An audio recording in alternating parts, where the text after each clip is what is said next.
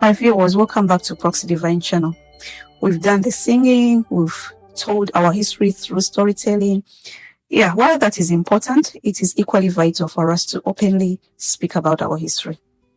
For our history to be truly remembered, we need to make it known in every aspect of our life. Let it be echoed for us and those who can be, for us, even the ones that are coming, the future generations. We must ensure that our voices are truly sounded loudly and clearly. Today we are diving into the story of a hero whose name echoes in Kenya's struggle for independence. Dedan Kimathi is his name. I sang him a song about him. If you have been listening to my songs, Dedan Kimathi, that's the title of the song. Many of you have heard about Kenya's fight for freedom, but a few of you know the true story of Dedan Kimathi. Dedan Kimathi embodied courage, resistance, and the unyielding spirit of a nation fighting against colonial oppression.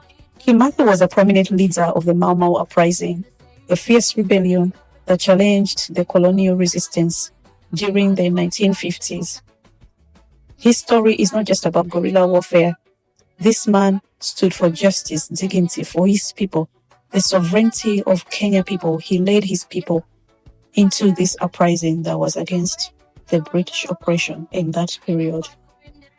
He was born in 1920 in Nyeri, what is now central Kenya.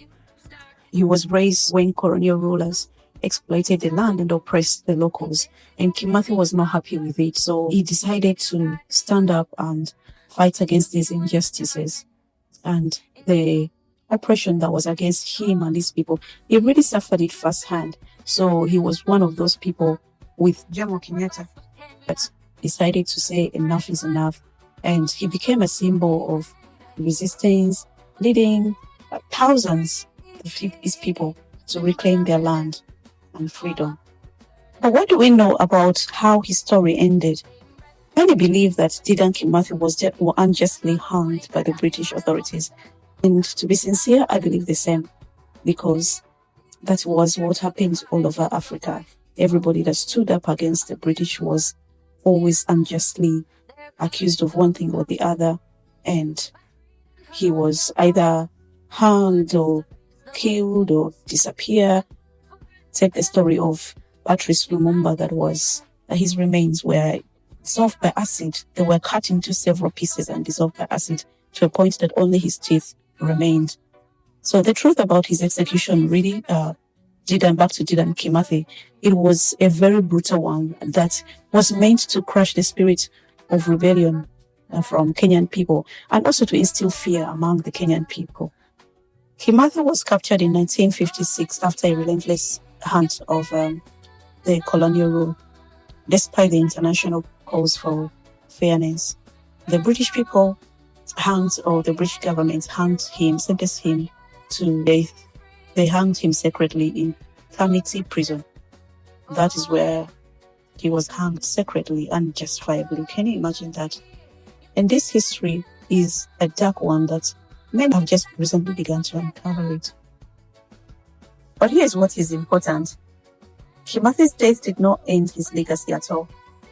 His sacrifices ignited the flames of independence, inspiring the future generations to fight firmly against the oppression. And today, Kenya is supposedly free. The struggle of independence for every African country anyway still continues.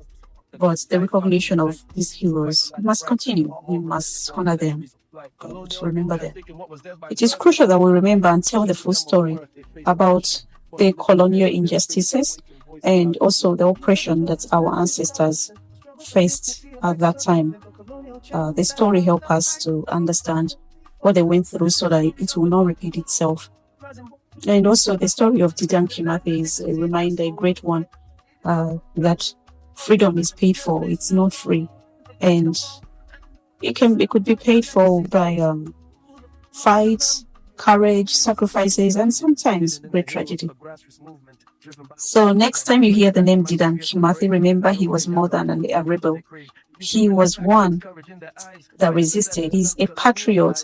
He's a hero, whose legacy runs in the heart of Kenya. He's a symbol of resistance. and people like him should always be remembered. Thank you for watching.